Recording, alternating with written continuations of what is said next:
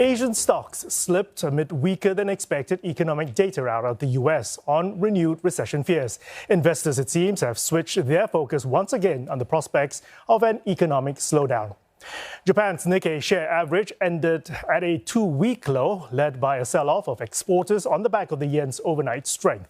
South Korea's Kospi also lower by 1.4%, retreating from a 7.5-month peak the day before. Now, for more on where the majors and where the markets are headed next, we're joined now by Manpreet Gill. He is Chief Investment Officer at Standard Chartered for Africa, Middle East and Europe. Manpreet, good of you to join us. I have to ask, have the market's odds of a recession increased amid a cooling U.S. economy and confidence fears that have rattled banks? Well, good evening. Yes, in our view, recession fears, have been rising for some time and they remain elevated at this point in time. And you're seeing that across two separate sets of indicators. One is, the lead indicators, and we follow a recession checklist. And, the majority of those forward-looking indicators have been flashing warning signs for several months now. But obviously, many of them are not great indicators of timing. We expect a recession at some point within the next, 6 to 12 months.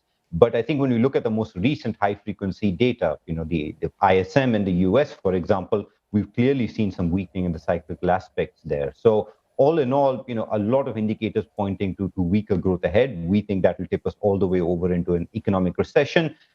And that case, of course, looking weakest for the US in particular. So that's, I think, our main concern. I would point out, though, that our view on China is a little bit different. Growth there was already quite slow last year. So perhaps that's one economy we believe may escape it, but that's more of an outlier rather than the norm.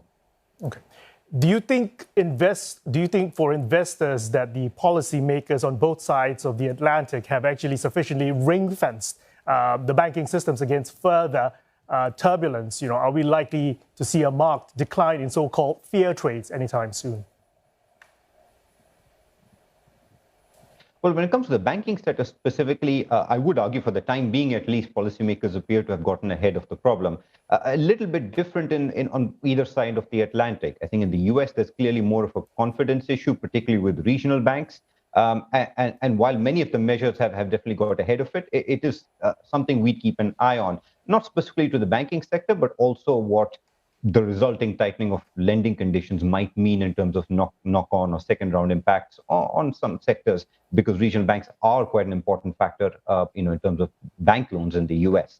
I think Europe is a little bit different. A lot of the concerns there, stemming particularly around, obviously, a few specific banks and the question marks about the capital structure. But I think as investors, what that means is in the US, it really feeds into our view on recession that we discussed earlier. That's why we favor bonds over equities at this point in time. I think in Europe, it's really we think scaling back in terms of, financial sector exposure is prudent. We do think the sell-off has created some opportunities, particularly when it comes to subordinated debt. But all in all, regardless of which side of the Atlantic you look at, in equity markets at least, what we see in the financial sector, we believe has calmed down, but we'd rather favor more defensive sectors at this point in time. Speaking of the equity sector, the S&P 500 has rallied 7% so far this year. That's against the backdrop of turmoil in the banking sector, as we just mentioned, but it's really been driven by 20 of the biggest stocks in there, whereas the market cap of the rest of the 480, they basically haven't gone up. So this recovery isn't very broad-based, is it? It isn't. And look, I think I wouldn't worry excessively about a rally being driven by a small number of stocks. I think when you go back and look at previous cycles, it's behavior we've seen before, both in sort of longer lasting, rallies as well as more shorter, sharper bull markets. But to me, it sort of comes back to what we were discussing, from a sector perspective and a macro perspective, regardless of whether it's just the 20 companies or a broader set, or indeed in some cases a smaller one. The S&P 500 absolutely has been a little bit more resilient than many of the best in the markets were expecting. But in our view, market positioning, explains a large part of it. If we look at some of the fund manager surveys out there, there has been a lot of bearishness. To start the year more on the macro side, today a little bit on the equity market side. So we think that, of course, could, in the short term, sustain this rally a little bit longer than what many investors expect. But that doesn't change the fundamentals. Looking at some of the growth data, ultimately is an input into earnings. That's really where the forward-looking picture looks weak.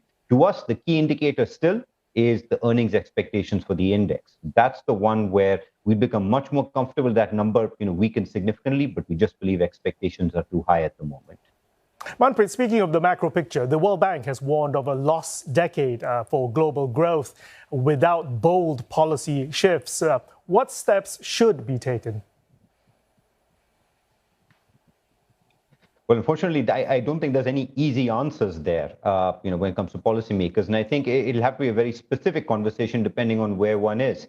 A lot of that sort of point from the World Bank really stemming from the fact that, when you think about globalization, the benefits of trade, we've seen that rise as a share of global output for several decades now, but that's really starting to plateau. Now, one is, I think, the effort towards more regional trading blocks can help mitigate that, but of course, only to some extent. They can't offset it completely.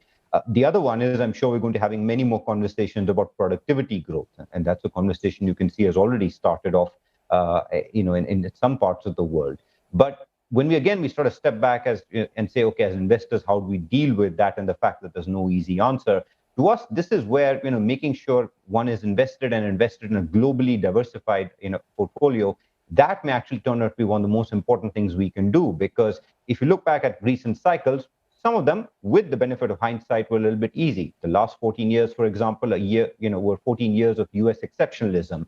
I don't think we can count on those sort of trends, sort of clear-cut, very simple trends. But it is going to be about going out there and looking for those opportunities and making sure one has exposure to a much wider range of ideas, looking out to the next cycle. When we look at our own long-term expected returns, getting that mix, particularly in terms of public asset classes, as well as, more alternative strategies, and keeping that global diversification, those will really be the key about how we can deal with that world as investors, even as, of course, policymakers deal with much harder questions.